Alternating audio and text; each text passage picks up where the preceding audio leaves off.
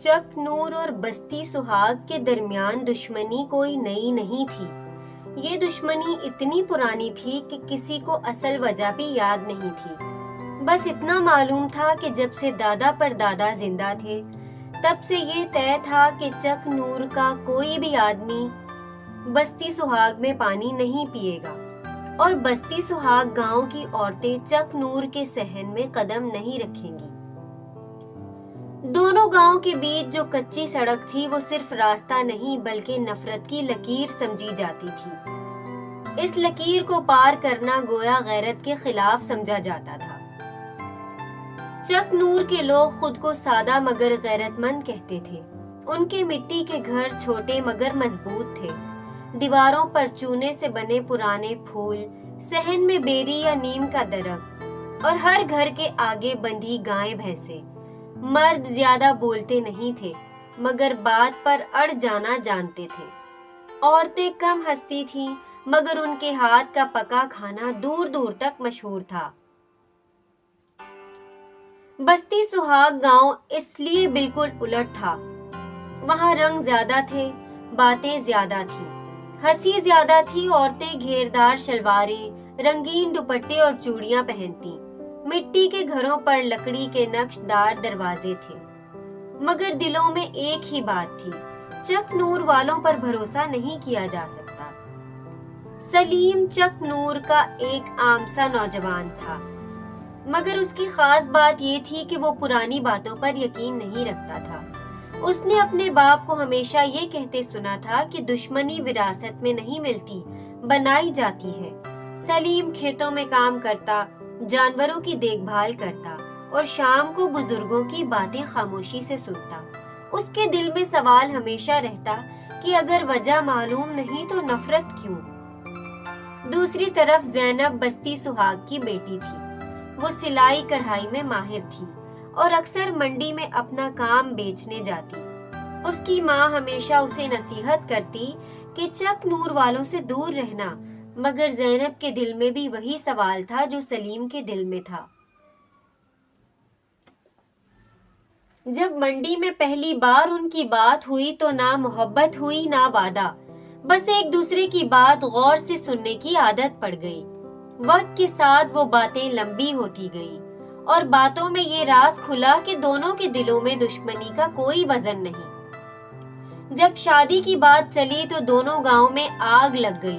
بزرگوں نے فیصلہ سنا دیا، یہ رشتہ کبھی قبول نہیں ہوگا۔ یہ وہ لمحہ تھا جب سلیم اور زینب نے خاموش رہنے کے بجائے کھڑے ہونے کا فیصلہ کیا۔ انہوں نے گاؤں والوں کے سامنے کہا کہ اگر دشمنی اتنی سچی ہے تو اس کی وجہ بتائیں۔ سوال سن کر پنچایت خاموش ہو گئی، کسی کے پاس جواب نہیں تھا۔ سلیم نے کہا کہ وہ پہلے دشمنی ختم کرے گا، شادی بعد میں کرے گا۔ زینب نے بھی یہی شرط رکھی۔ یہ بات گاؤں والوں کے لیے نئی تھی۔ پہلی بار کسی نے ضد شادی کی نہیں بلکہ امن کی تھی۔ سلیم نے پہل کی۔ اس نے اپنے کھیت کا پانی بستی سہاگ گاؤں کے ایک بوڑھے کسان کو دیا جس کی فصل سوکھ رہی تھی۔ زینب نے اپنی سلائی سے چک نور کی ایک بیوہ عورت کی مدد کی۔ چھوٹے چھوٹے کام مگر دلوں پر گہرا اثر۔ مہینوں لگ گئے، آہستہ آہستہ لوگ بات کرنے لگے۔ پھر ایک دن وہ ہوا جو کسی نے سوچا بھی نہ تھا۔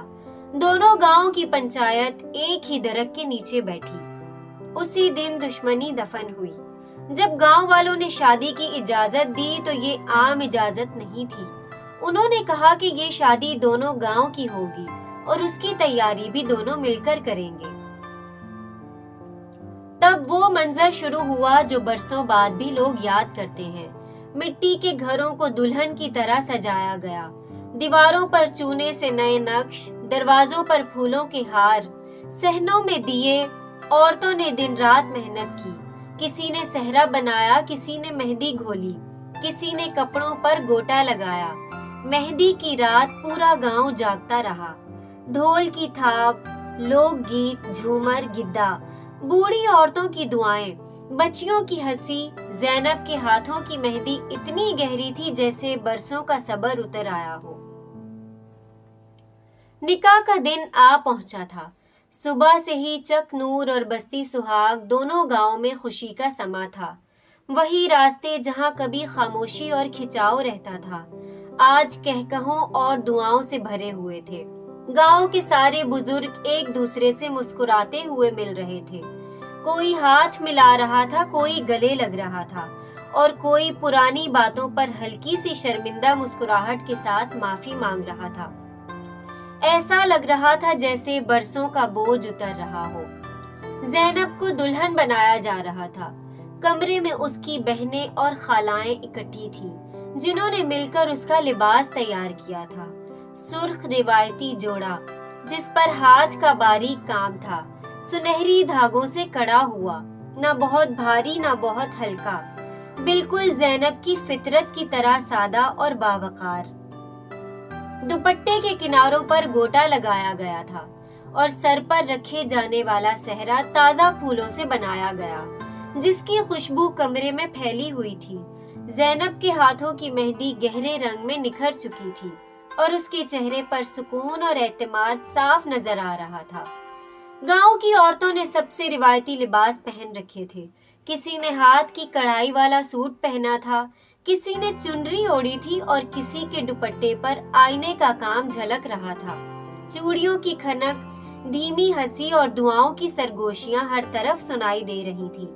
عورتیں ایک دوسرے کے ساتھ مل کر شادی کے انتظامات میں مصروف تھیں اور ایسا لگ رہا تھا جیسے یہ شادی ایک گھر کی نہیں بلکہ پورے گاؤں کی ہو۔ چولہوں پر دیسی کھانے پک رہے تھے، دیگچیوں میں پلاؤ، دیگوں میں قورمہ، چولہے پر ساگ، مکھن، دیسی گھی کی روٹیاں، کھیر اور گڑ کے لڈو۔ ہر عورت نے اپنے ہاتھ سے کچھ نہ کچھ بنایا تھا اور سب کا مقصد ایک ہی تھا کہ آنے والے مہمان خوش ہو کر لوٹیں۔ کھانوں کی خوشبو نے پورے علاقے کو اپنی لپیٹ میں لے رکھا تھا۔ نکاح اسی بڑے پرانے درخت کے نیچے ہوا جو برسوں سے دونوں گاؤں کے بیچ کھڑا تھا۔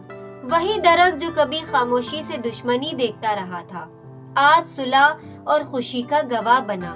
دونوں گاؤں کے لوگ ایک ہی صف میں بیٹھے تھے۔ قاضی کی آواز فضا میں گونج رہی تھی اور جب زینب نے دھیمی مگر مضبوط آواز میں قبول ہے کہا تو کئی آنکھیں نم ہو گئیں۔ نکاح کے بعد دعائے خیر ہوئی اور بزرگوں نے ہاتھ اٹھا کر نئے جوڑے کے لیے خوشیوں، محبت اور اتفاق کی دعائیں مانگی۔ نکاح کے بعد رخصتی کا وقت آیا۔ زینب جب اپنے میکے سے قدم باہر رکھ کر سلیم کے ساتھ روانہ ہوئی تو عورتوں نے دعائیں دیں اور بزرگوں نے سر پر ہاتھ رکھ کر خیر دی۔ یہ رخصتی صرف ایک بیٹی کی نہیں تھی بلکہ برسوں پرانی دشمنی کی بھی رخصتی تھی۔ دونوں گاؤں کے لوگ خاموشی سے یہ منظر دیکھ رہے تھے، دلوں میں سکون اور آنکھوں میں امید لیے۔ اس دن کے بعد چک نور اور بستی سہاگ کے درمیان وہ دیوار جو برسوں سے کھڑی تھی ہمیشہ کے لیے گر گئی۔ زینب اور سلیم کی شادی نے ثابت کر دیا کہ اگر نیت صاف ہو تو محبت صرف دو دلوں کو نہیں بلکہ پوری بستیوں کو جوڑ سکتی ہے۔ اگر سچائی اور صبر کے ساتھ قدم اٹھایا جائے تو برسوں پرانی دشمنی بھی ختم ہو سکتی ہے